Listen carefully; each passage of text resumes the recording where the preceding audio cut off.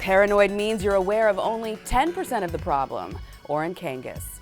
I'm Amy Holmes with the Hot List at theblaze.com. Shocking new revelations that the Environmental Protection Agency deliberately exposed test subjects to potentially fatal levels of toxic pollutants. As reported by the Daily Caller, the EPA conducted 5 experiments in 2010 and 2011 on the effects of pollution and diesel fumes. People with asthma, heart problems, as well as elderly volunteers were exposed to levels up to 50 times greater than the agency itself says is safe for humans. But most ominously, an in-house investigation discovered that, quote, exposure risks were not always consistently represented to the participants, and that, quote, the EPA did not include information on long-term cancer risks. But this is not the first time the government has dosed unsuspecting citizens. Far from it.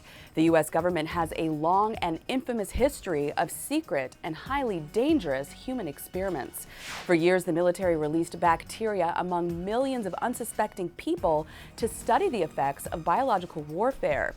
At hearings in 1977, the Pentagon admitted that bacteria and chemical particles were sprayed over San Francisco, St. Louis, and 236 other populated locations. The government denies that the bacteria can cause illness, but in San Francisco, nearly a dozen people became seriously ill and one victim died. After World War II, for 3 decades, the military and the Atomic Energy Commission conducted hundreds of secret experiments on the effects of radiation on humans, even injecting some unsuspecting patients with plutonium. Some of the most infamous experiments were conducted by the CIA under the covert project name MKUltra, a program to develop methods of mind control. One such experiment, called Operation Midnight Climax, actually involved the spy agency recruiting prostitutes.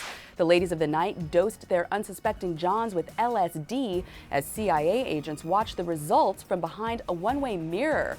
Perhaps the most notorious case of government human experimentation is the Tuskegee Study. 600 impoverished African-American men from Macon County, Alabama, 399 of whom were infected with syphilis, were recruited to receive free medical care for their, quote, bad blood. They were never told of and were never actually treated for their infection. The purpose of the bogus treatment was to observe the progress of the disease. The study went on without the men's knowledge for 40 years. So as the saying goes, just because you're paranoid doesn't mean they're not after you. I'm Amy Holmes reporting to you from the Blaze newsroom in New York City.